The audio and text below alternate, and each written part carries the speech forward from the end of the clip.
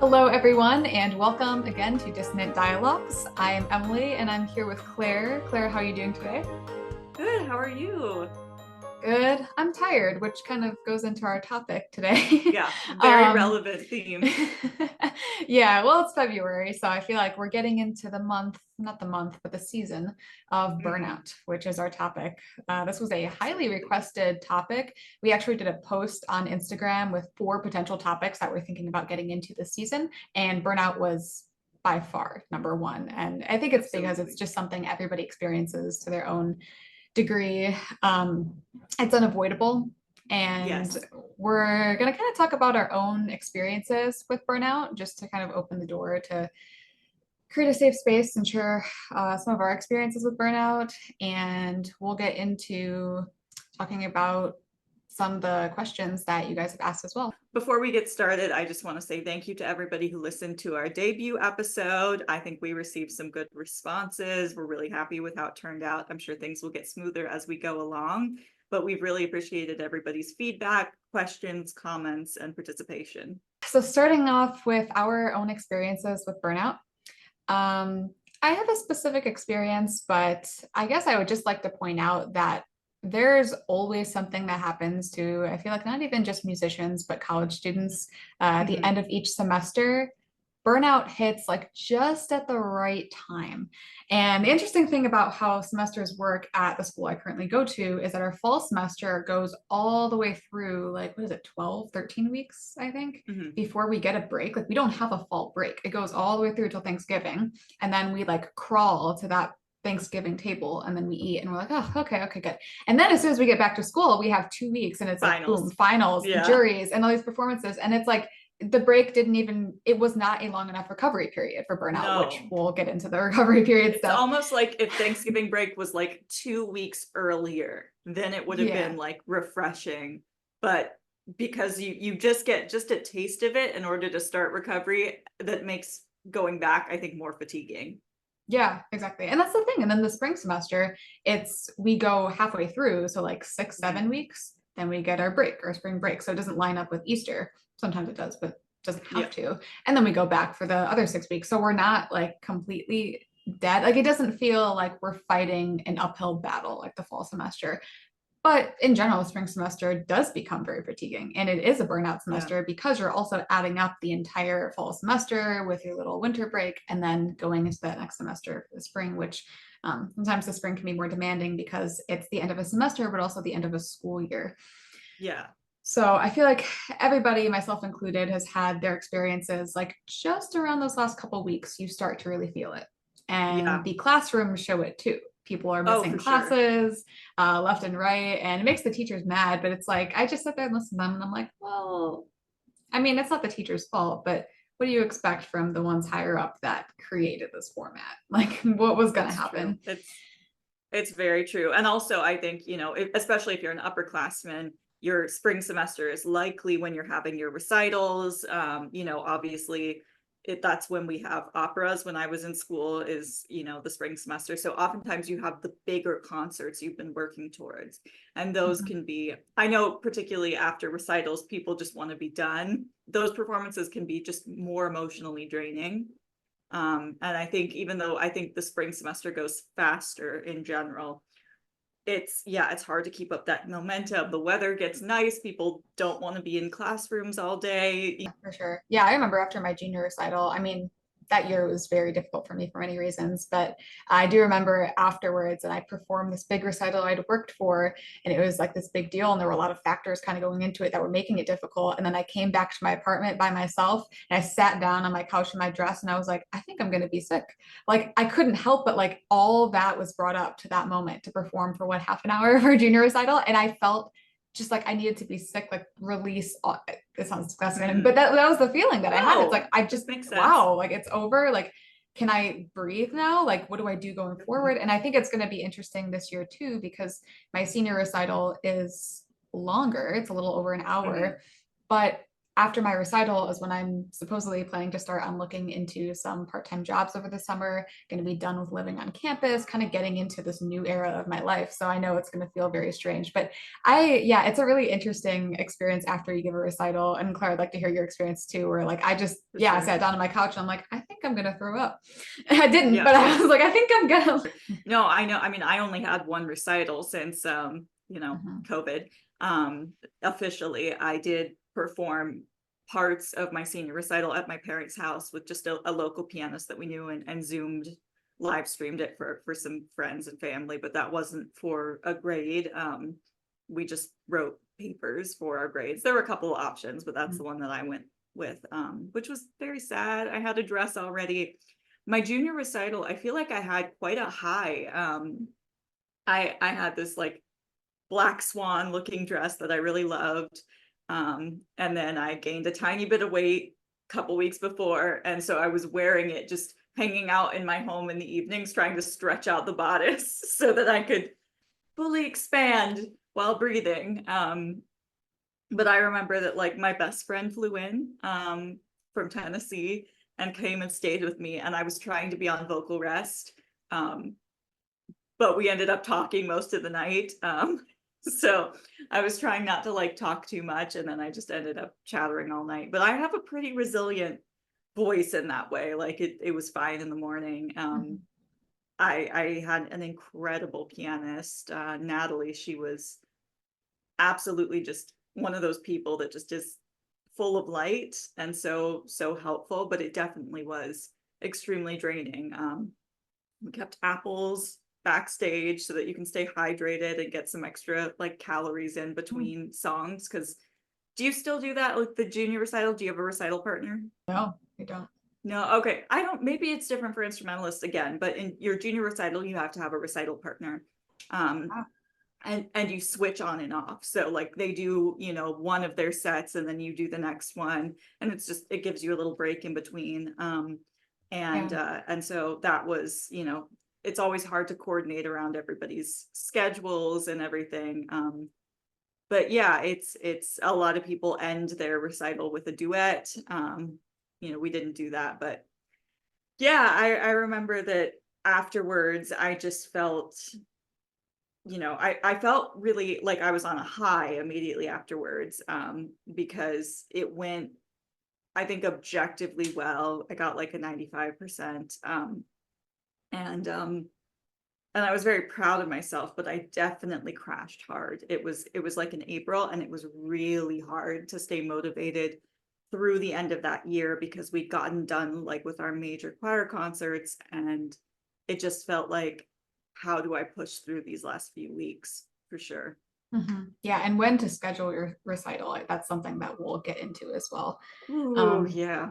But yeah, to wrap up mine, yeah, I mean, I have the usual end of semester burnout perspective to bring to the table. And then also last year, I had more of what I would call traumatic burnout that then related to my music world. I know we kind of briefly discussed on how Claire and I met on our introductory episode, but that was during the time when I was going through ongoing threats and assault by a professor at the school. So it was tied to music. I made it through my recital. And then after, there was a period of time, I can't remember when, where I did go over an entire month without practicing. Now I had to teach my students, so no one really thought anything suspicious of it because yeah, then I'm going on and I'm teaching my students, do a little demonstration, blah, blah, blah. But I was not sitting down, playing a scale, playing my open strings, tuning my violin, working on repertoire, any of that stuff. I went over a month. And then sometimes I would have a moment where I'd like practice half an hour one day, and then I'd go a whole other week without practicing again. And I know it was related to trauma I'd been through where my safe space music had been stripped away from me. And I know that I guess trauma is a unfortunate common thing that can happen in the music world, which when we talk about conservatory culture, we'll get into it. So I'm sure that there are people that can relate to some degree of having a traumatic related burnout to music and not knowing if you want to or can interact with the music world anymore. So it's kind of my perspective I'm also bringing to the table. But Claire, do you have any, well, I know you have experience with burnout, so please share. I definitely do. So we both have PTSD diagnosis, so twinsies, super fun. And obviously a lot of mine comes from religious trauma, but I there's a quote by someone, I'm struggling to remember who, that said music school is its own unique form of trauma. While obviously I cannot relate to the absolute horrors that you had to survive, I definitely relate to music no longer becoming safe. I had a 5-year degree plan. I took 5 years to graduate because of health issues. And I was somebody who looked forward my whole life to going to music school. I know you relate to that. And like everything in my life was just directed to, when I finally get to music school and I'm around like-minded people, I expected it to be hard. I did not have, I didn't have any reservations about working hard. Some of the emotional dynamics, and just seeing my peers also burning out was really traumatic. Unfortunately, I saw a lot of people struggle with suicidal ideation and attempts. A lot of my friends dropped out or transferred, and it gets increasingly lonely, particularly, I think, reshuffling my class schedule in order to accommodate a 5-year program meant that I suddenly went from being class of 2019 to class of 2020. But I wasn't class of 2020 because those aren't the people I started with. So I was sort of half in classes with those people. And of course, you're in a lot of classes that are just with everybody in your instrument. So you're kind of in classes with all the voice majors at once. So it's not like you're that isolated to the people in your graduation year. But it was definitely, I felt a little bit like a ghost, like I was sort of between these two worlds, between these two classes. And I was also there longer than a lot of other people. So it really felt like pulling a heavy weight behind me to get right to the end. I wonder if anyone survives music school without some amount of trauma. I can't speak for everyone, but I do wonder, is anyone's burnout just burnout? Is burnout ever not traumatic? Is it ever not traumatic to lose your ability to joyously do the thing that you're passionate about? I think maybe there is an innate trauma to lose touch with that, and maybe a lot of people power through it by just keeping busy. But when you get to that spot with burnout, when you get to that spot where you can't keep busy anymore, where you can't bring yourself to do that, that's really emotionally difficult to know that you have so much love for something. And when I look at most of my friends, a lot of them did not choose to continue pursuing music past college because they just, it was such an uphill battle, not just with the workload and the pressure, but the culture, the elitism, at times racism, gender dynamics, and just the politics of everything. It was, I think, equally taxing on my own personal burnout to deal with my own stuff, but then also to watch other people that I loved and cared for struggling with the same thing. So as much as that solidarity was comforting, it's hard to watch people that you love burning out. I am grateful. The one thing I'm very grateful about the 5-year program for me was that it helped me get to a point where I wasn't so competitive anymore. I wasn't as afraid to be vulnerable with other students. I will make that differentiation for sure. When I would first struggle with those sorts of feelings, it was very much like you have to hide it, like feeling like anyone would take advantage of your weakness if you showed it.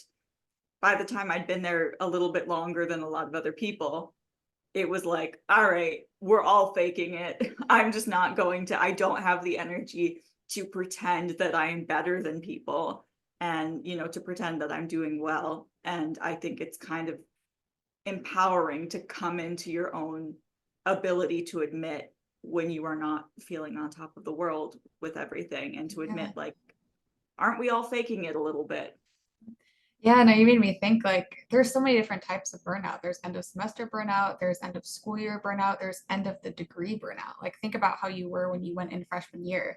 And Oh my God, God. I think about freshman year, I had 8 a.m. theory, 9:30 piano, 11 o'clock, another like music ed class. Then I went straight to rehearsal. Then I came back and I had to teach students in the evening. And like, I did it fine. Like, it was great. I loved it. Like, everything was incredible. And Yeah. then it's like, as you go forward in your degree, you start to get burnout. And I think that's somewhat why they design programs to where you are front like heavy loaded at the beginning, Mhm. and then you have a little more time later also. So if you want to like get a part-time job, you have more of a chance to do that later on. But yeah, I also relate to the thing you were saying about how burnout can be traumatic when you lose the joy and the passion for something that could could have been your life's purpose. Like I know I Mhm. mentioned that in the first episode where I was like, music is my whole purpose. It's my everything. So like I losing still that, feel it's that like, way. Yeah. who are you? The memories don't go away. You still have all the memories Yeah. of like the joy and the excitement, and like it's still there. It's just it's like it's behind a wall of glass. It's not Yeah, safe to reach to put yourself back in that state of passion. Even if you want to, sometimes you can't do that. And that I think is really traumatic. for sure. Yeah. Anybody that walks out of music school with a degree in hand, like you deserve the highest award in the world. If you even step foot in a music building, you deserve like pat on the back Mhm. because it is so I relate to what you said. Like, yeah, I knew this would be hard. I knew going to music school, yes, I'm gonna have to work really hard. They're gonna be difficult times. Um, not that I was expecting the crazy stuff that happened, but I knew it would be hard in terms of how much I would have to practice and time Yeah. management and learning stuff like that. But still, the passion was there. Why does burnout happen? Mhm. I think there's a couple reasons. Some of the stuff I was thinking is, I guess, the kind of obvious one, saying yes to too many things that like every single musician does. Um, and it's complicated because there is the financial factor. So there are times where, yeah, you're offered a gig and it's paid and you're going to take it, even if you're already Right. doing so many other things, but you have bills you need to pay. You have to take care of yourself financially. So you're going to do it. If you're doing stuff that you're not excited for, that's how Mhm. burnout comes faster. So there are so many different Yes. things you can do in music. And I think we talked about this in episode 1 too, about how I'm like, oh, I love performing. I love teaching. I love music theory. Like I just love the social media stuff, like the wide factor of it. And you have to make sure that the thing that you are doing in music is the thing that you love, which can be complicated. There are many types of music gigs and jobs. It's easy to say do what you love, but it takes time to be able to get the job or the gig that you do Yeah. love to do. Sometimes you do have to say yes or do something that maybe isn't your favorite thing, but Mhm. you have to pay the bills. Also, something that is huge is just reminding yourself that it is okay to say no to certain gigs or to a job. There are other jobs, other opportunities that you can take most of the time. Um, it's always my thing is you can always say no. 100%. You can always say no. The only thing that matters when you're saying no to something is that your tone matters. The ironic thing is that yesterday I went to a school to teach a short cello class. And when I was walking around with the orchestra teacher that I knew and then getting to know the band director showed me a text where she'd asked somebody to come in too and to help teach her group. And the response, and she wrote it all nice and everything, and the response just said, no thanks. Yeah. That and just like listening to the way that they talked about it being like graduates and official educators, and they're like, oof, well, never asking her again. Like you can say Mhm. no, you can absolutely say no, just that you say it in a kind way, and you See, I explain why. struggle with that a little bit because does that feel like a double standard? Does it feel like should we be I agree absolutely that like you have to be polite and you do have to sort of placate and appease people in order to keep your name in good standing in the music world because it is a small world. But like to me, I'm like, well, no thanks. Yeah, I wouldn't respond to a request like that. But that's not objectively rude. So do we need to perpetuate this culture of sort of tone policing because do our mentors, whether they're professors or people hiring us, do they also replicate that level of professionalism? They don't. No. No, they don't. Never. There used to be all these jokes that my classmates and I would make where we would talk about when we would have to email our professors about like a scheduling conflict or, missing a class. People would, message about like auditions that conflicted with rehearsals and things like that. Um, Whatever it may be, and they would type out this really long letter, like email, not super long, but they'd be so professional and they'd be using, formal language and they would proofread it 6 times because they would be so anxious. And I remember at one point, one of our professors replied, and it almost became a meme about how many typos she would make when she replied to emails from students. And like, you're on your phone, like, it's understandable. But it is funny to think about like how people would like sweat over, I need to seem so professional. And then she responded, she meant to say no, but she responded, "N question mark." No signature, no introduction, nothing. And that was typical. And the fact that that respect is not returned, why do you get so indignant if I am not polite, not only polite, but polite to you in exactly the way that appeases your preferences, which are oftentimes unspoken expectations, and that's not even returned. And you deserve to have to go that extra mile because you haven't earned your place yet. You haven't paid your dues. Yeah, that's the I thing. don't know if I can get Respect behind that. that's the thing where it's like, why can't people just be nice to each other? Like, why can't everybody just be respectful to each other? Then the problem would be solved, but it can't happen. Then people just can't do It's like it. they have a fetish for being worshipped almost, like the obsession they have with being respected in a very specific way. And I'm being broad here, I'm painting with a broad brush. Obviously, not everybody is like this, but it is a trend that I see. And not only is it a trend I see, it is something that your professors specifically teach you to expect in the music world. They are not shy about telling you that if you piss off the wrong person, you can be blacklisted for your entire career. And part of me is like, why are we spending so much time preparing students for that reality and not trying to change that reality? I understand that that's an uphill battle, but it does bother me. Yeah, I think the pandemic really was eye-opening to people. I know especially educators and like how to be flexible teaching during the pandemic without burning yourself out. It taught a lot of people about boundaries from what I'd heard because I just started teaching during the pandemic, like online teaching. So that was just, I was entered into it, but I was hearing from so many educators and especially with the music ed degree, like, oh, we are learning about boundaries. We're learning so much stuff, like we're learning how to take care of yourselves. There was even a teacher who had told me that they'd gotten an ulcer at the start of the pandemic just because it was so much work and you were just thrown into the wolves. Like, all right, just figure it out, do virtual teaching. And they're like, what? It's absolutely true. And like, and people were bitter, you know, the classical music world does not like to change. They're like an old man who's grumpy with the world. That's what classical music is like. So, right. It's just, I think like being forced to make changes, people were livid. People were really angry, you know, like we're timed perfectly to see, you know, my degree ending and yours beginning right at the peak of all of this. It was fascinating to see some professors just didn't try. They really didn't. And I can't really blame them completely because it was very overwhelming and I would like to say we had no time to prepare, but realistically, we did know this was coming as a country and then just kind of ignored it. So potentially there was more that people could be doing.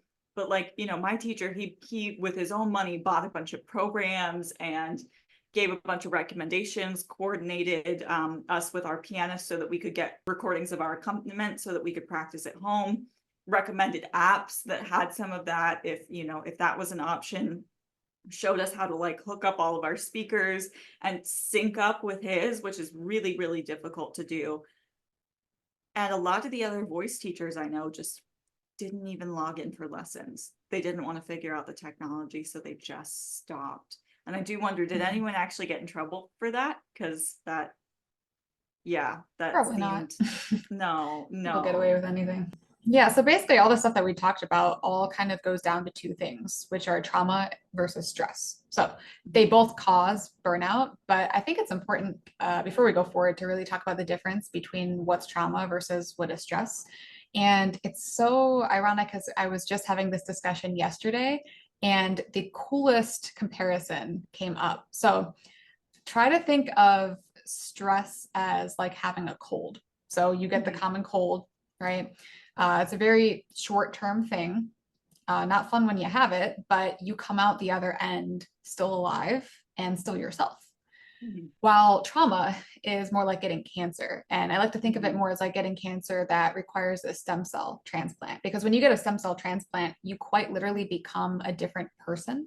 Very creepy. Like read up on it. When you get one, like your blood type changes, like you're considered like a baby when you first get that done. So it's like you're a brand new person.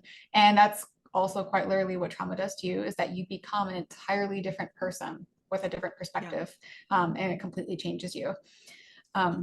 So basically, there is such thing as like traumatic burnout where you can go through a trauma like I talked about, and then I had this burnout come where I was like, I don't know if I can enjoy music anymore, interact with the music world. But stress over a long period of time and experiencing hopelessness also equals burnout. And yeah, just clarifying, like I know we kind of talked about what trauma is, but like stress in the workplace is not necessarily trauma, but it can still cause burnout. So both trauma and stress lead down that path to burnout. And I would say just different types of burnout that we're kind of and stress induced burnout, I think, can be traumatic when it is responded to in a way that is not helpful. I think sometimes you can have burnout that is stress induced that could be much easier to recover from. But then if people shame you for it, that can turn into trauma.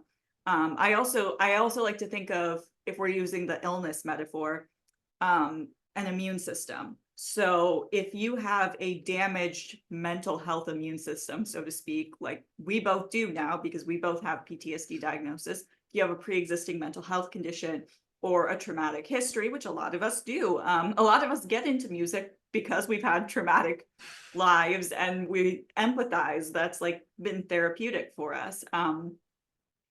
And so if you have that, you can think of it as like having a damaged immune system. If you have a damaged immune system, a cold isn't just a cold, you know, it's going to wreak more havoc on your body, or you're more likely to get more colds, which in and of themselves might not be incredibly damaging, but over and over again, they interrupt your life.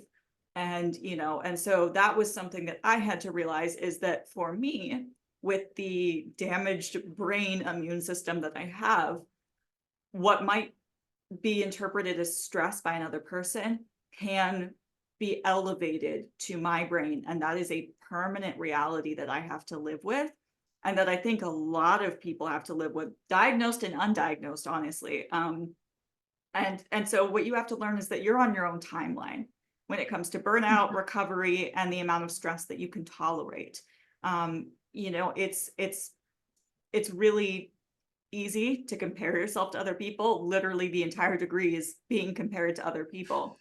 And so it can be so easy to look at other people and go, why is this so much easier for them? Which, first of all, you don't know. People have their own coping mechanisms, and some of them are really destructive and you would never know. Or people are hiding it too. Yeah, exactly. You know, there are people who have all kinds of outlets that aren't necessarily safe and that you just don't see because they hide it. But also, you're not somebody else. You know, I think I didn't meet anyone in the music degree who wasn't suffering in some aspect of their life in order to survive the degree. Maybe it was financially because they didn't have the time to get another job. Maybe it was interpersonal relationships, having time for friends outside of school. You know, maybe it was, you know, it could be a number of things, mental health, drug problems, you know, just a lot of people had their own demons that they were fighting. And it gets really hard because some people made themselves look so shiny and happy and perfect in the middle of that. But everyone has something that is difficult for them, and you are not anyone else. Your immune system, your health, trauma is neurologically defined as anything that damages your nervous system or dysregulates your nervous system. Something that one person might not interpret as trauma may be interpreted as trauma in your own body based on your own history, your own brain chemistry, what medications you're on, what is triggering what you grew up in. And so, you know, something that might seem like it shouldn't be a big deal, if your nervous system is dysregulated and your brain chemicals are firing off to tell you that that's a trauma response, it doesn't really matter if it's not that big of a deal, because it is to your body. So you need to treat it with that respect, because believe me, if you do not respect your body's trauma responses, your body will try to kill you. It will do whatever it can to slow you down, including making you sicker and sicker until you are forced to stop. And that is where you end up with these cases of extreme, not only burnout, but like physical illness on top of it that can paralyze you for years. Yeah, yeah. Oh, that is so good. I'm so glad you brought that up. Yeah, so yeah, kind of the wrap up. So burnout is I read definition about it associated with feelings of hopelessness, and that one's efforts make no difference.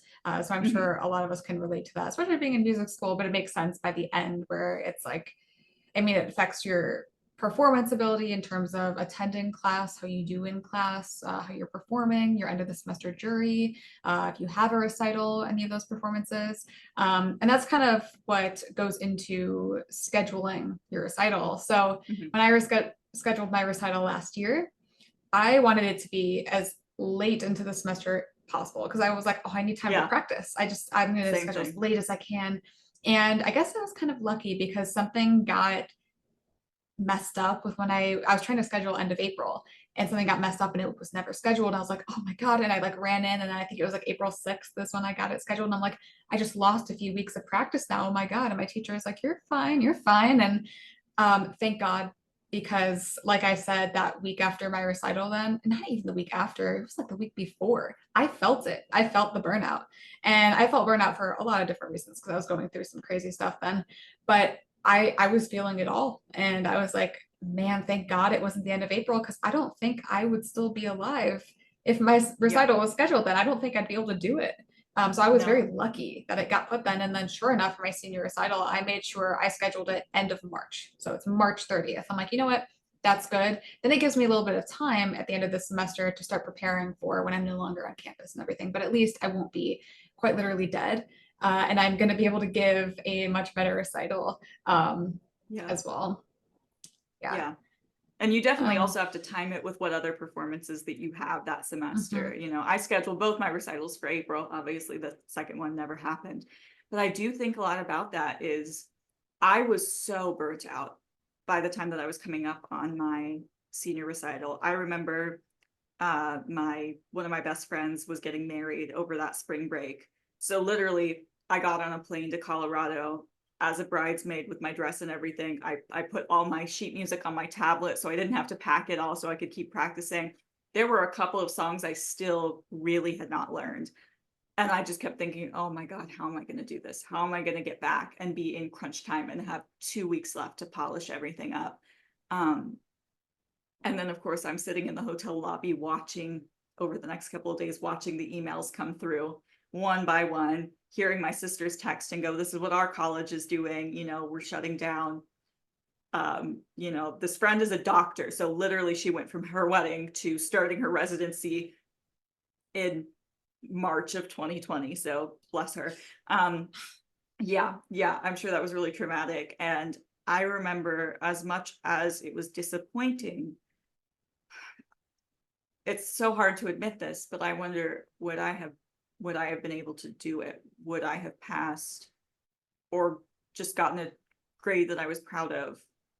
Because I really felt like I was clawing my way to the finish line. And in some senses, I was really grateful that this big disaster happened that completely derailed what everything was going to look like. Because I do wonder, it wasn't that I wasn't doing the work, it wasn't that I was lazy. I couldn't work any harder. So do you think that you felt a bit of relief in some ways that you didn't have to Yeah. worry about giving that? Yes, for sure. I mean, I definitely had to worry about like what I was going to do instead. And like, you know, Mhm. my teacher had to sign off that I had learned everything. Um, Obviously there was some grace extended in that because how well can you, like, if there were still things that I hadn't really gone over in lessons yet, and I never gotten to learn them with an accompanist, then how harshly are you graded on that? So like certain Mhm. standards kind of went a little bit more lenient, but yeah. And that's hard to admit. That is so hard to admit, like embarrassing to admit that like I don't know that I could have done it. There were just, but yeah, I was relieved. As much as I was mourning the loss of something Yeah. that was supposed to be this culmination, this celebration of everything I worked for, I also don't know that I was capable of actually giving a performance worthy of everything that I worked for at that point because I was just afraid. I just had nothing left. Yeah, no, that makes total sense. I totally see that. Yeah. So we've kind of talked about burnout within like a high workload environment. But the other part is when you're working in a non-supportive environment. Oh, for sure. It's so complicated, but so important too that you find either a school if you want to go to conservatory, or a job that respects you and respects what you can handle and quite literally supports and loves you. Yeah. I think with my experience at school, and I'm living in this environment at school where I don't have support right now. I don't have anybody there for me or anybody talking to me up like, yeah, you can do it. You're going to give a great recital. You're going to finish this degree. I don't have that right now. I don't have any friends at school. I'm kind of just on my own. And I think that's where burnout kind of hit me in week 2 of the semester, Yeah. which is terrifying. And I'm like, whoa, I recognize these feelings. What's going on? Yeah, that's why having an environment that is supportive for you and that, I mean, like, that's going to respect you and we can accommodate for you in this way. We can make you more comfortable where you can still get your work done, still do everything that you need to do, and not have to feel shame that you're accommodated for in some way. Yeah. Yeah, it's a lot. And it's hard because there are a lot of, I mean, I'm not sure about the job world, which I will discover soon, but I know for conservatories, there's a lot of toxic conservatories that have this mentality that I know Claire's talked about before. It's like, oh, here we're gonna like get rid of the weak by year 2. And especially in like theory, when you start learning secondary dominance, it's like, you can't handle it. Bye, go do something else. Mhm. And like they have that mentality where it's like, oh, you can't handle it. Guess this isn't for you. But then there's people that are just barely making it to the end and crawling across the stage with their diploma like in their other hand. And it's like, I did it. But then like What's you next? almost like lost every, like, what will do you have now to go actually do the thing that you went to school to do? That was It's like, almost like, you know, they say like do what you love and you'll never work a day in your life. Well, no, in terms of music, it's do what you love and forget why you love it. And ooh, that is what it feels like. And it makes me sad because those people, like, they deserved people that I know who have burned out forever, like, they were good. They deserve to be heard. And also I think I do wonder at times, is there such thing as a healthier music school? It was interesting when I would talk about grad school with professors that oftentimes I would bring up a school that I was interested in and they'd be like, oh, you don't want to go there. The environment there is so toxic. And I would be like, isn't it toxic here then? hot kettle. I think there's an expression about this. But, you know, and then there would be this like indignation of like, well, if you think it's hard here, you have no idea. I will say the advice that I would give to anyone who is young and considering going to any kind of conservatory or music program, it's probably not going to be perfect. Find a teacher who is as close to perfect as possible. If you cannot, because obviously you can't vet every aspect of a school before you go. If you cannot guarantee yourself anything, find a teacher because if your studio teacher is not a good fit, nothing works. I think that the only reason I survived everything that I did was because I had a studio teacher who, no matter what, I knew that I could feel horrible and I knew that I would walk out of my lesson feeling better about myself than I walked in. Even if it was going from like down here to here, it would still be, you know, sometimes it was marginally better, but it would still be better. I never walked out of a lesson feeling more discouraged than when I walked in. And That is so, I don't know that I can say that about a single other class or professor that I had. That was the norm, is I would walk out of everything doubting myself. And I always knew that like if I could just make it to my lesson, I would feel better. Even if we didn't get everything done, even if it was a day where we needed to like talk a little bit more or take things a little bit slower, or because when you're a musician, your emotions are part of your art. If they're not managed, you will have consequences that come across in your performing ability. So your teacher almost does become a bit of a therapist to you. So that's why I always say it's expensive to first of all apply everywhere you can, and I'm sure we'll talk about this more because it is a numbers game and you can be so good, and a room of qualified professionals can have 20 different opinions on you, and the next day you can perform exactly the same and they could have 20 different opinions.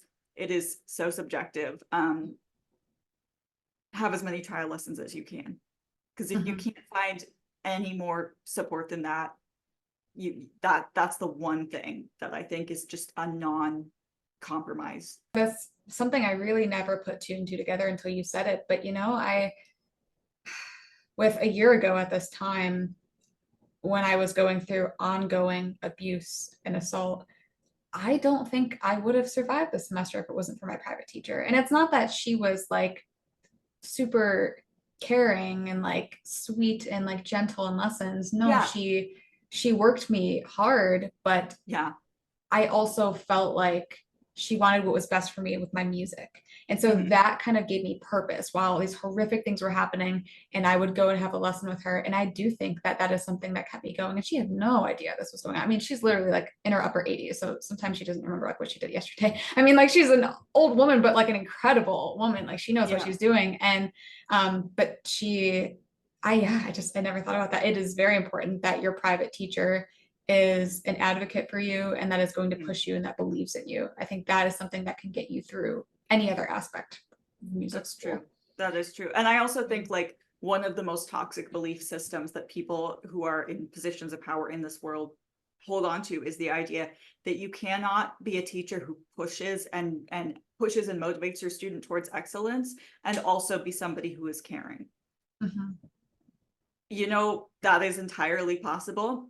A teacher who is emotionally compassionate and an advocate for you does not mean that they are so soft that they never ask you to, like, they never demand anything of you.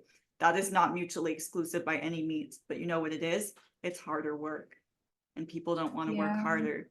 It takes more time. It takes more emotional energy. It takes more vulnerability on the part of a teacher. It can be heartbreaking to care about your students because you share in some of their griefs and pain. And again, we're working in a field that is innately emotional. But also, if you can't do that for your students, do you belong in teaching? Just a question. Yeah, that's something about like educator burnout, which I don't think we really got into. It's like people that are like, oh, teachers get summers off, they have it easy. Like, man, teachers like, and I don't even like, I'm not even teaching like full time like that yet. And I already know it from everything that I've studied and what I've already done. I'm like, they need summers off. And are they really off though? No, you're planning. You're planning for the next year, or you're also doing extra gigs to make extra money, teaching private lessons. You may even have a family that you're taking care of, and that's its own job in itself. So it's like, oh my gosh. But yeah, the emotional exhaustion, it's so simple. Yeah, becoming like emotionally overwhelmed, basically. And I guess finding that balance where you do care about your students and you also care about yourself. And taking care of your own well-being and your own mental and physical health. I recently so you don't take it out on your students, because if you don't if you don't heal your own wounds, you will bleed on people who didn't cut you. So you need to make sure that's actually just like yourself. When I had a violin teacher tell me once before that I should quit violin.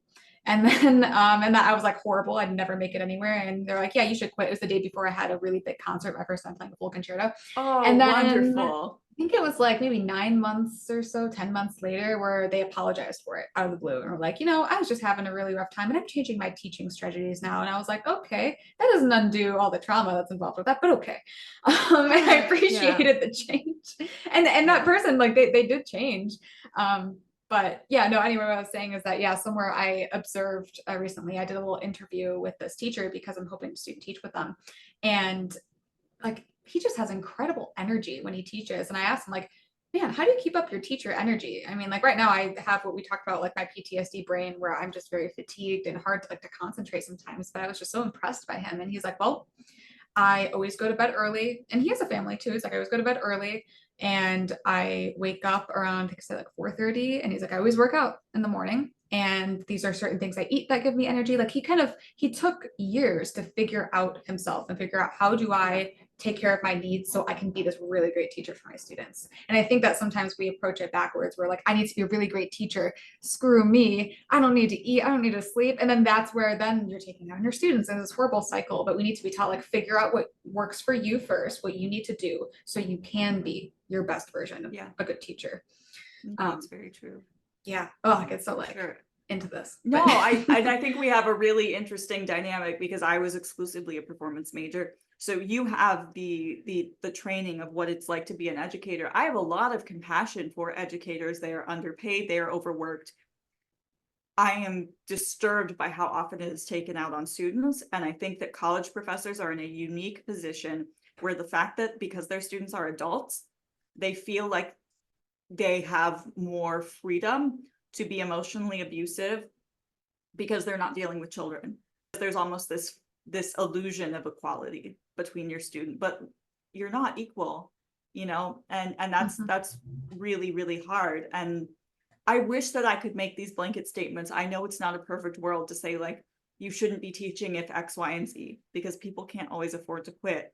I do feel like there were professors who potentially either needed to take a sabbatical or retire because they had gotten to a place where they'd been doing this for so long.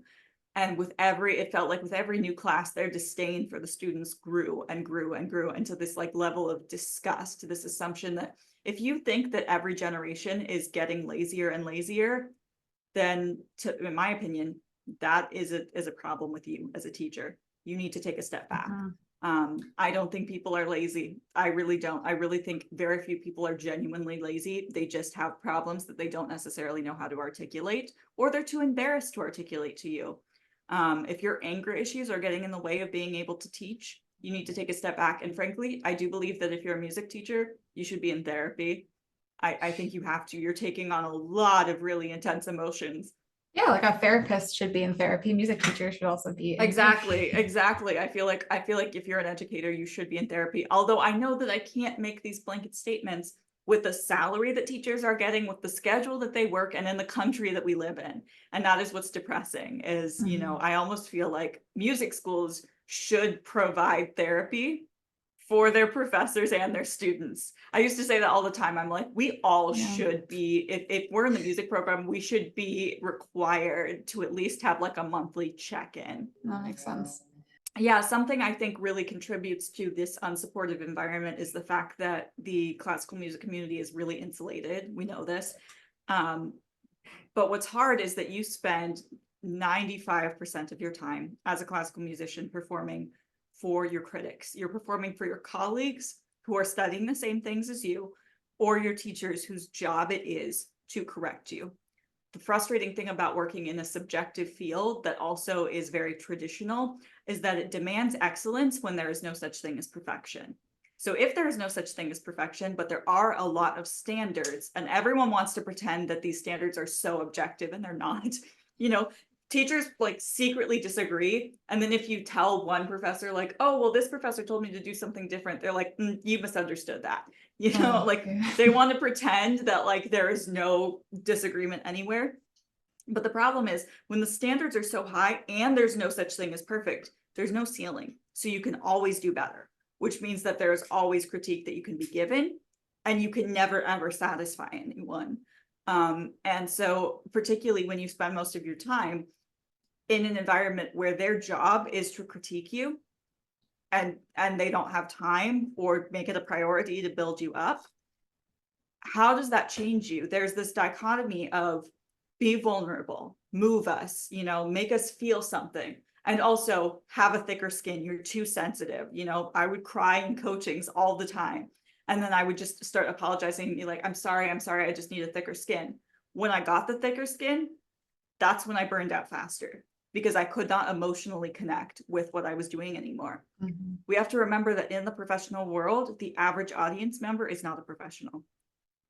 And why is it that audiences are not returning to the classical music world more than once often? Well, maybe it's because they can't connect with us, because we are tailoring all of our standards not to what moves an audience, what makes music about saving lives and changing people. And instead, we make it about impressing people who pretend that they're all on the same page, but secretly aren't. I believe in high standards. I believe in excellence, and I believe in striving to get better and better. But we have to have a reality of like, what is our priority here? And our priority should always be to move somebody like we were moved in the way that made us want to pursue this in the first place. Music heals people. And if we can't do that anymore, then I don't think we have a place on stage. You have to earn that audience. And so that means that as a professor, you have to respect your students enough to not damage that part of them, because you're not going to spend your entire life playing for other professionals. And if we are, then we're in trouble as an industry. Yeah.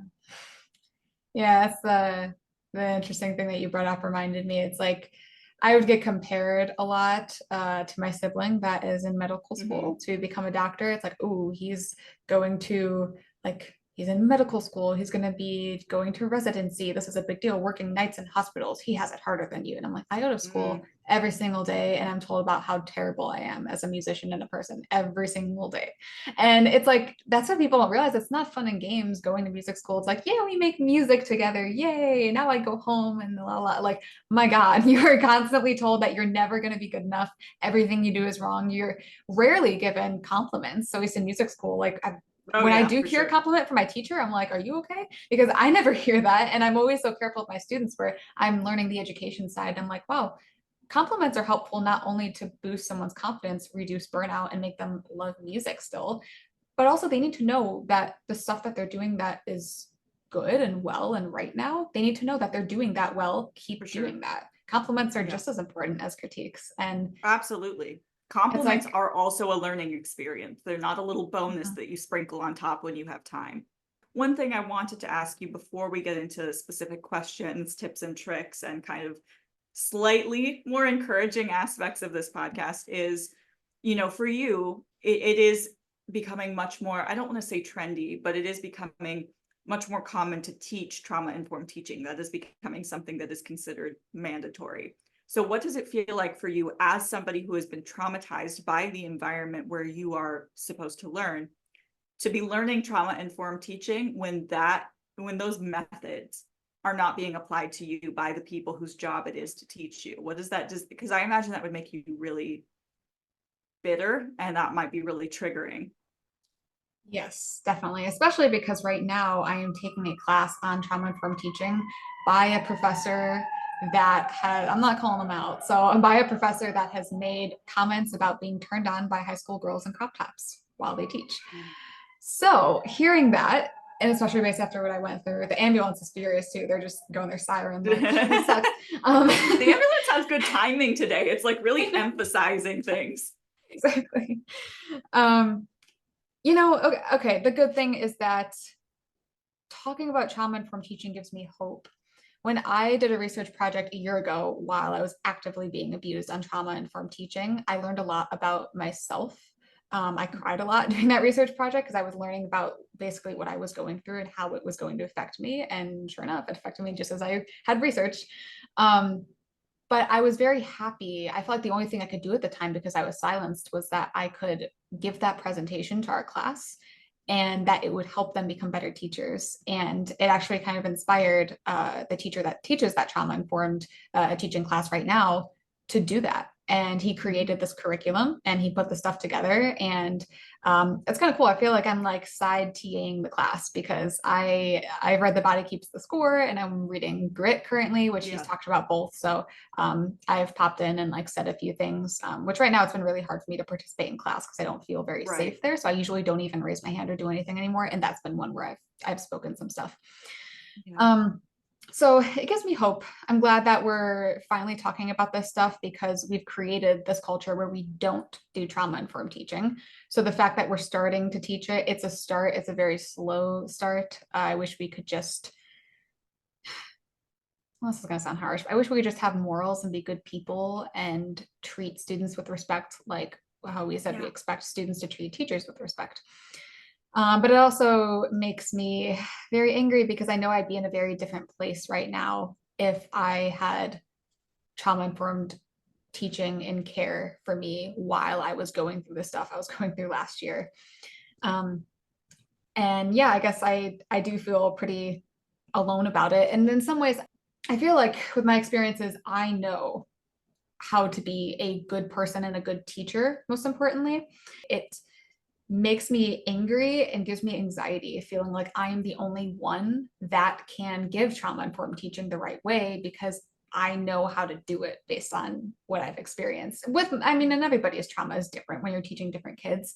But when you have actual experience with it, I wish that we would listen to those people and be like, okay, what way do you think we should teach? And instead it's like, well, I think this is the right way because this person that is higher up says to do it this way. And they have like no idea what they're talking about. So it's given me quite a bit of stress, I'll be honest, when I am thinking about teaching and I'm like, gosh, I'm going to have like all these pressures to do stuff particular ways that might not even be helpful to my students. I wish we would listen to the people who have experience with this stuff instead of listening to the ones that have more power.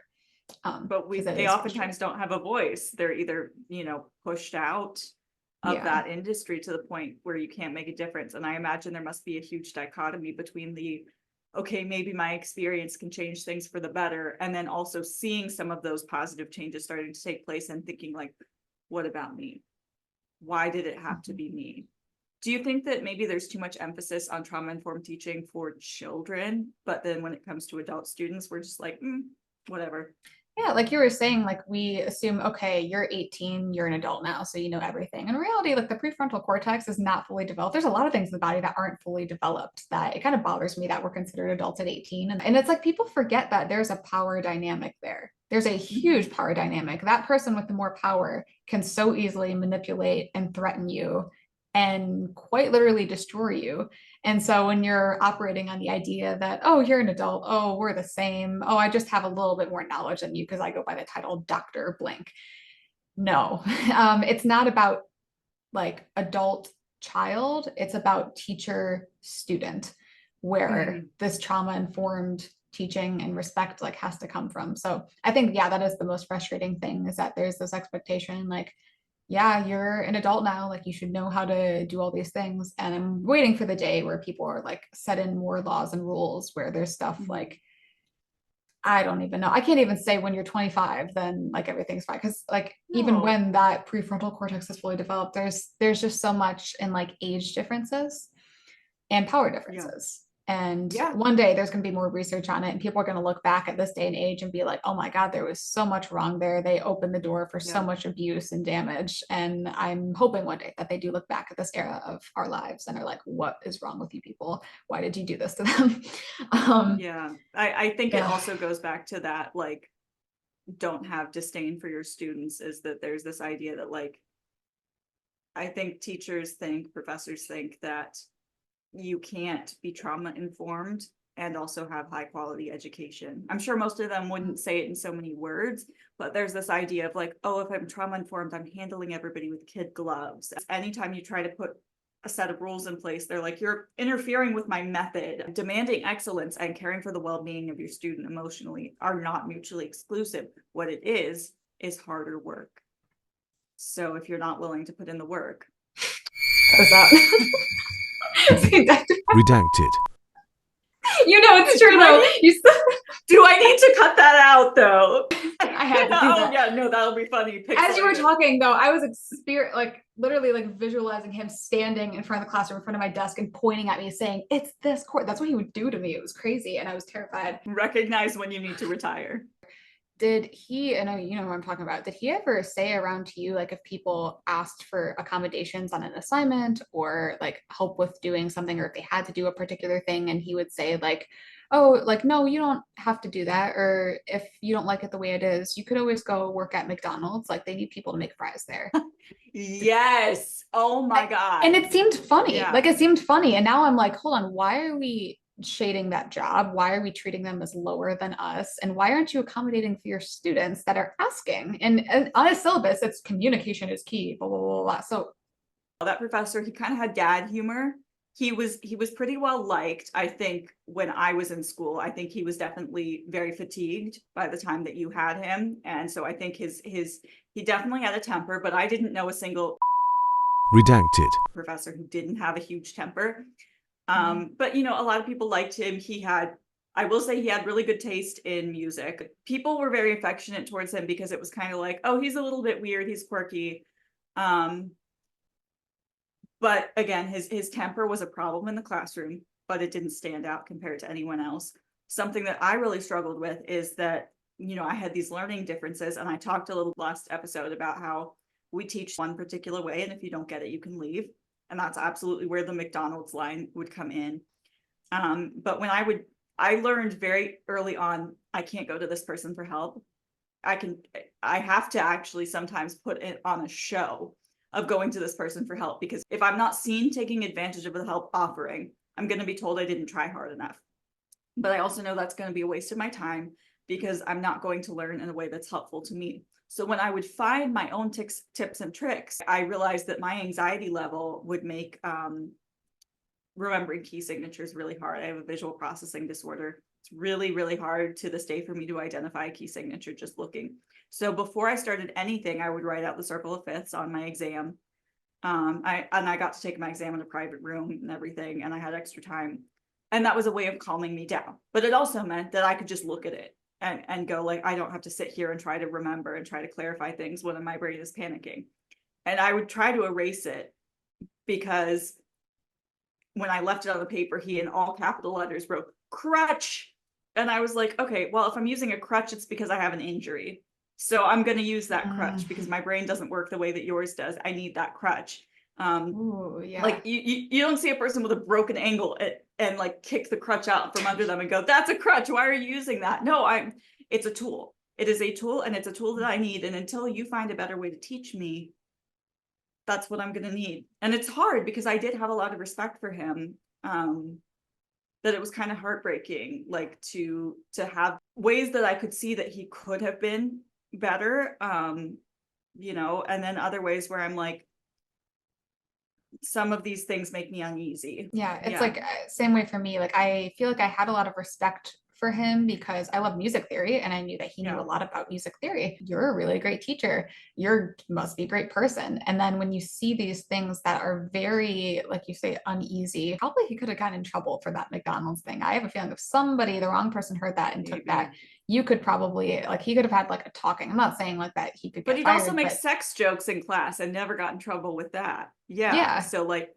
he made jokes about people hooking up with each other. When I was first dating my now husband, because he was at the same school as me, he like walked me to my classroom one day when I was a freshman. So I was a 19-year-old, and he made a joke about like, oh, is he your little dog? Is he your little slave? Like not even just like tame sex jokes, like kind of hardcore sex jokes. And I was just like, and again, as a 19-year-old being naive, I was like, I guess we're all adults. I guess this is just how adults talk to each other, which I know you relate to a ton too. So to me, it's like, well, if that was okay, how is a McDonald's joke is going to seem like way less. Yeah. And that's where it goes back to that power dynamic where it's like, you're uncomfortable, you know it's wrong, but you're scared to rock the boat, especially when you see their temper, them grabbing your desk and going like this in your face. You're going to be afraid to even bring up something like that. I'm going to dissociate. If a man yells in the room where I am, which happened in every class I had, I can no longer pay attention to what you're saying. I'm sitting there like, I can be trying so hard, but I am floating away from my body the second you raise your voice. Yeah. And I know I'm not unique in that. If I didn't know the stories of what had happened to you, I would be tempted to be a lot more delicate. But the second that when I learned how people responded to your story, I have no tolerance for that. I just don't. I don't. So like any respect that I did have, or any sort of benefit of a doubt, that gets thrown away the second that I see how people respond to survivors. I have to go back to a place of like calm. Regroup, ground yourself. Yeah. So to wrap up this episode, we had some people reach out to us with questions about burnout that they want us to talk about on the podcast. So we're going to go through a couple of those. We got 4. The very first one asked thoughts on emotional and physical burnout, feeling too tired to go on and too tired to care. To me, that sounds like feeling unsupported, which kind of ties back into finding a supportive environment, which is not always easy, right? The fact that I still had to come back to this school where I don't have support. I was pretty much stuck here. There wasn't an easy way to get out. So I'm not saying like, yeah, pack up your bags and go somewhere else, because it's not that simple. I think just diagnosing though that that's the problem can help you figure out how to deal with your burnout. I think a big thing for me is thinking about what sparked your passion in music. It's something that we don't talk about a lot, but I'm glad we talked about in the first podcast episode was what was your moment? Remembering your moment, listening to music for fun if you can, Yes. I think is very important. And then there's kind of a time and a place where grit helps. I wasn't sure really to bring this up or not, because I think to some degree it's helpful to have grit to get through some stuff in some ways. Should we have to have grit in this way with burnout? No.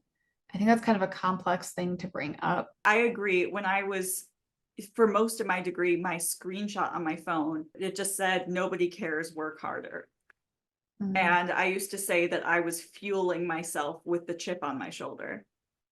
That only lasts you for so long. That's a very toxic fuel to burn. So while I absolutely am grateful to the grit that I had and to the way that I could just like white knuckle my way through it, because that was the only way I would have survived, I think you have to think about harm reduction. If that is the only thing that you've got, then it's okay to lean on it. But try to incorporate healthier coping mechanisms as you can.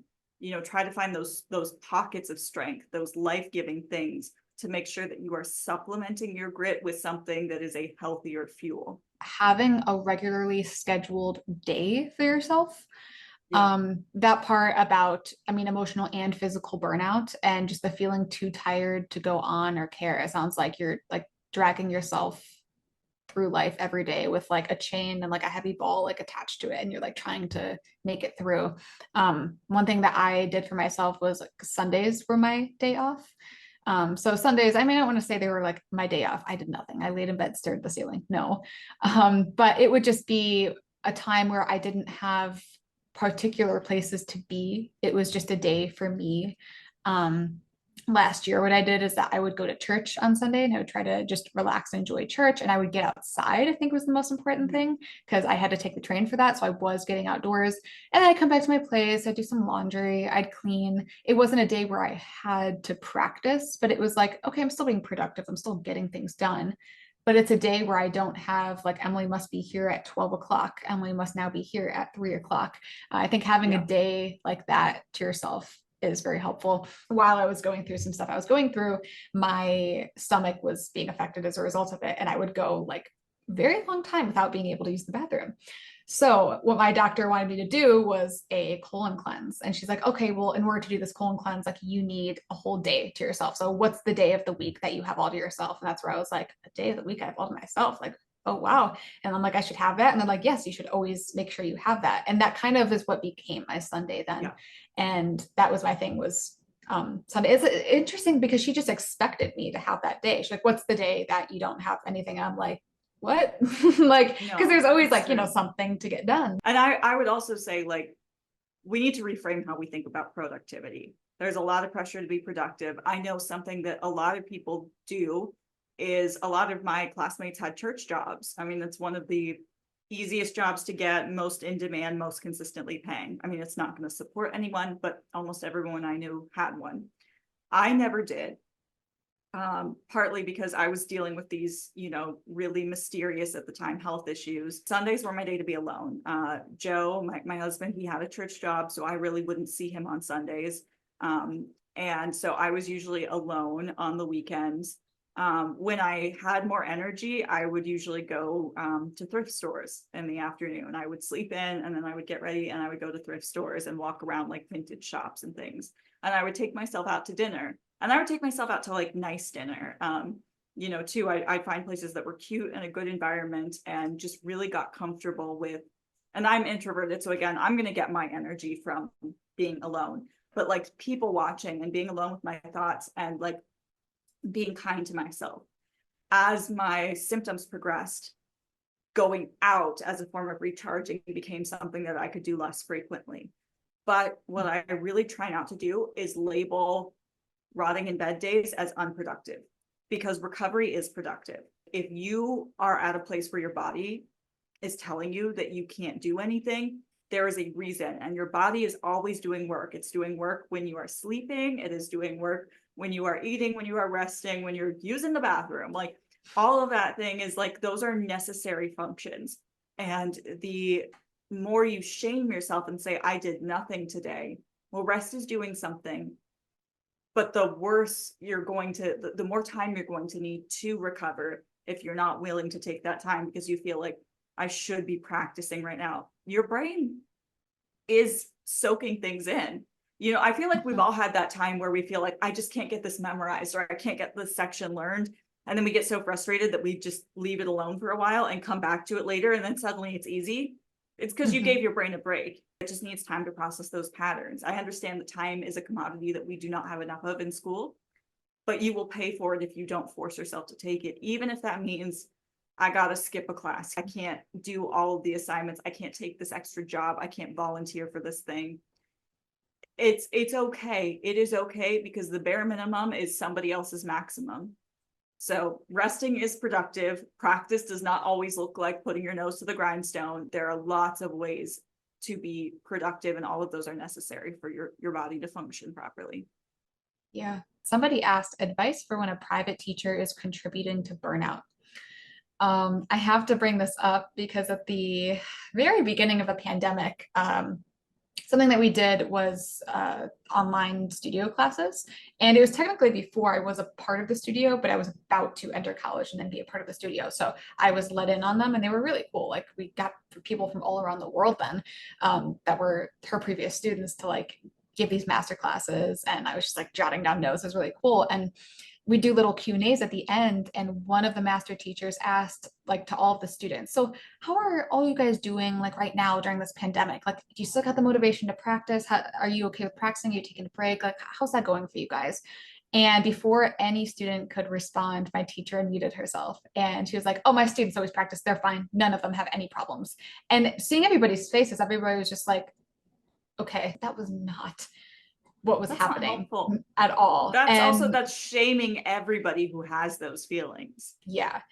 So I feel like it's kind of a thing with your private teacher where it's like, what can you take? What is going to serve you? Can you take qualities like that? Or do you need a teacher that can adjust their teaching to your needs? Like, I feel like for me, I'm a different teacher for every single one of my students. Yeah. I am a completely different personality and everything. That's why it's gonna be so interesting for me in the future when I do like recitals for my students all together, because I'm like, okay, which version of myself today? Because I'm gonna have all my students in the same room. But teachers should be able to tailor their teaching style to you. Absolutely. And I guess it's kind of up to you, like, you know, when it's like, okay, I think I just have to kind of like ride this out. Like there's more pros than cons. Can you talk to your teacher about that? Or is that an unsafe thing to do? Or are you like, okay, this teacher is not serving me. Am I even getting better? Is it even worth getting better to the degree that I am right now if I'm also dealing with this horrific burnout? And deciding what's the best for you, because there really is no right decision. It's not sustainable for everybody. Then, yeah. Again, if your teacher is not a right fit, nothing works. I would say, I know it's really, really hard to try and switch teachers within the same program without offending people. So I would say try really hard to know ahead of time that you're studying with somebody who's a good fit.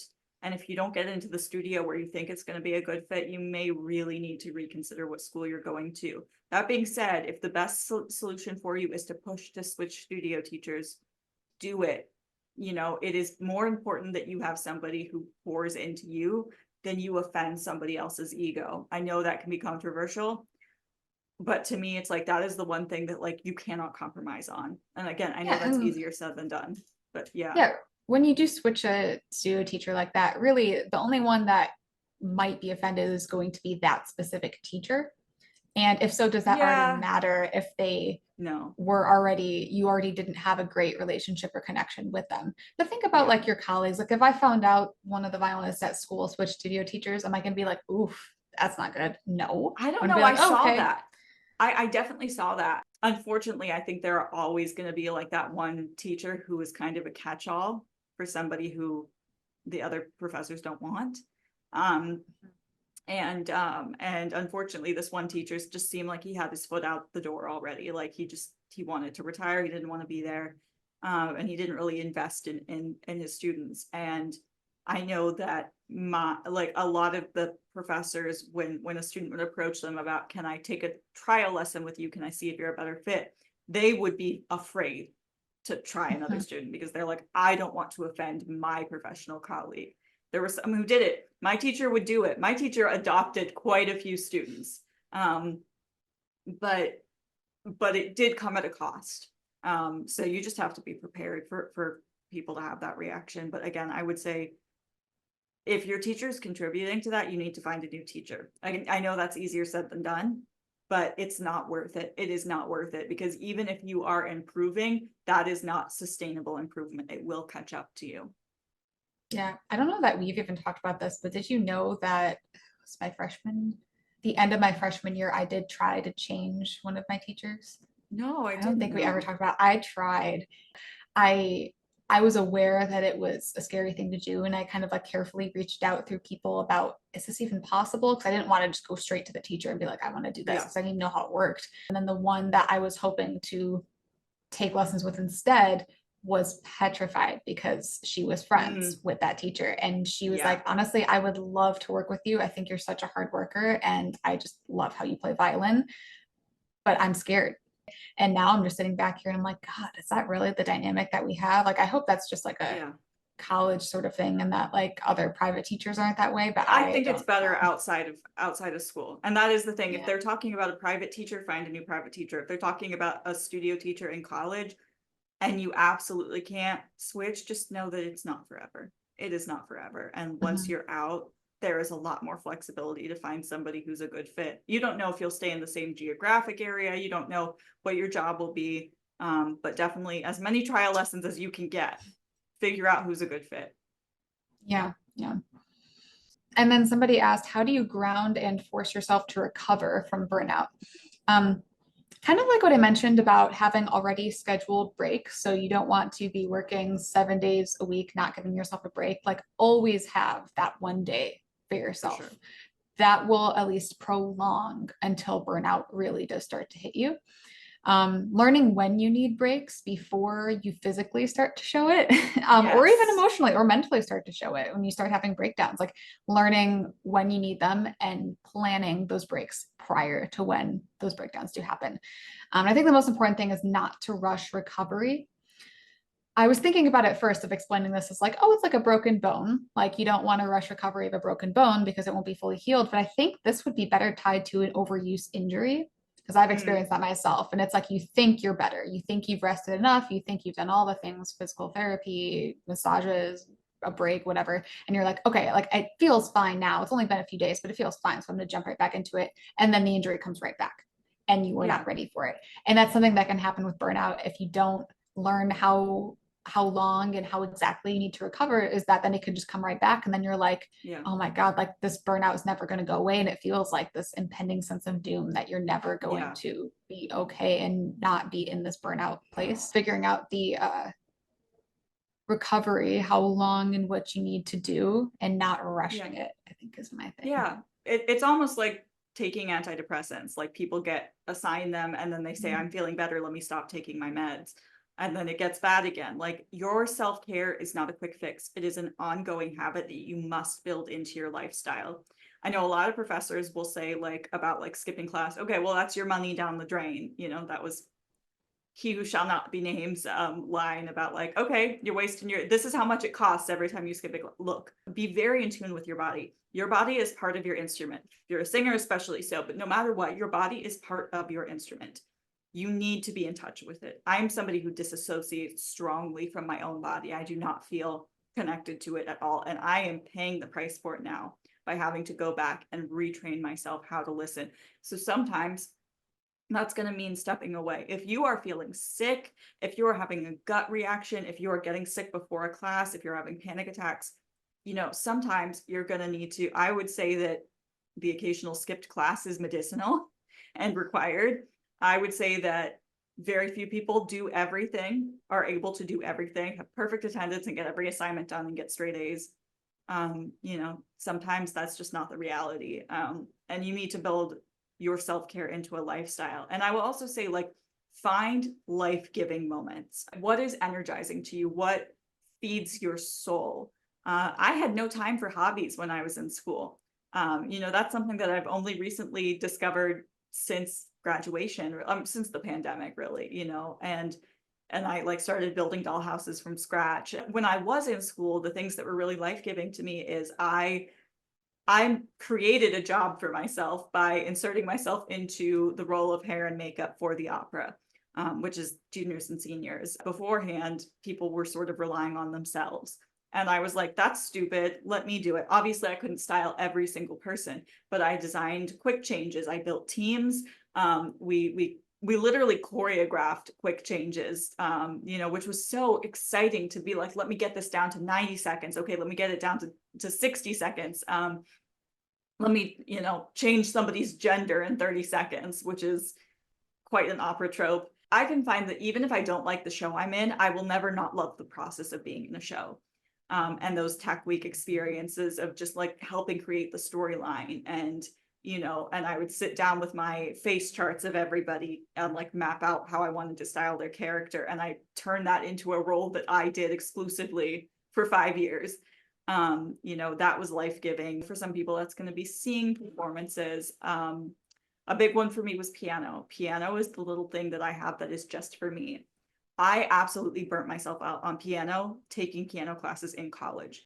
Because, my teacher was somebody who recognized when I was younger that I needed it to be for me and let me focus on arranging and composing, because that's what didn't take as much effort for me. She let me play my own compositions and recitals. She just realized that it wasn't smart to push me there because I was being pushed from every other direction. But when I was in college, there was a very narrow guideline list of things that I needed to check off to be able to pass my classes. So it got to the point where I dreaded piano. I'm not as good at piano as the amount of years of training that I have had should make me, but I have so much respect for piano. I love pianos. I love, you were talking about how you love like the feeling the vibrations and like wondering what that felt like when you were interested in violin. I understand music through a piano. I see it linearly, if that's a word. When I'm sight singing, I'm moving my fingers. That helps me marginally. It helps me go from an anxious mess to a slightly less anxious mess.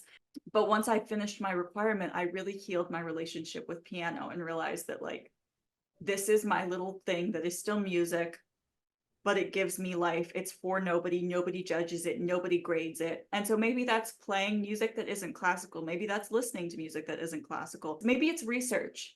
Like some people love deep diving into a certain topic. You have to build those into your life and make sure that you can carve out a niche for yourself where you get to do those things. Yeah, you actually just kind of jumped into what was going to be my answer to the next question, which is how to deal with burnout during a busy performance season. Mm-hmm. And that's where I immediately was like, well, do other things than work or practice.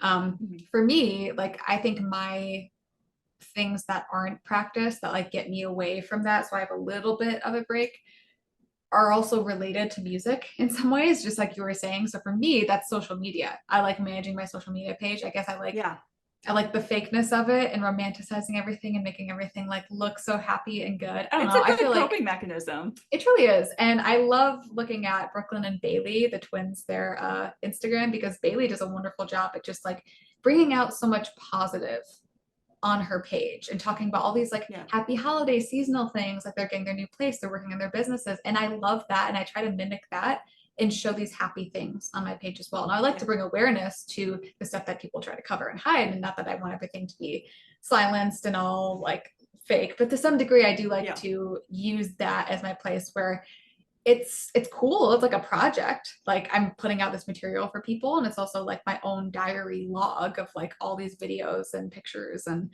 of memories and stuff. So it's, I think during a performance season, you're right. Like you do have to practice. If you're like heavily involved in performances, maybe you're not doing so much practicing as you are performing because you already know the music by that point. So it's mostly taking care of yourself during the performance era. All right. Thank you for listening. If you have any feedback, you can reach us at dissonantdialogues@gmail.com. You can reach out to us over Instagram DM, or you can even leave us a voicemail at 872-216-9032. with feedback. If you'd like to be a guest, if you have guest ideas, topic ideas, questions, a personal story with being a musician, anything that we've talked about today that you'd like us to talk about that maybe we haven't even talked about, leave a voicemail, let us know. Give us a follow on Instagram and TikTok. We are Dissonant Dialogues on both of those platforms. And we're looking forward to our next episode. Take care of yourselves, and we'll see you next time.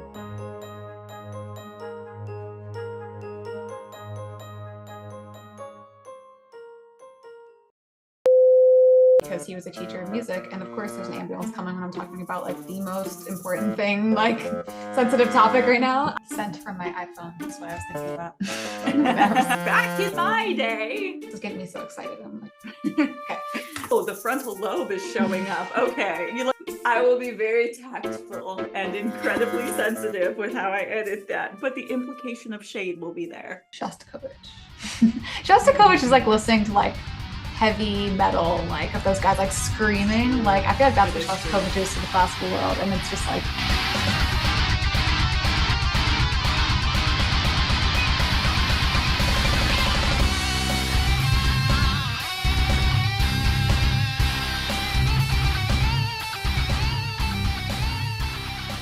Yeah, it keeps you going.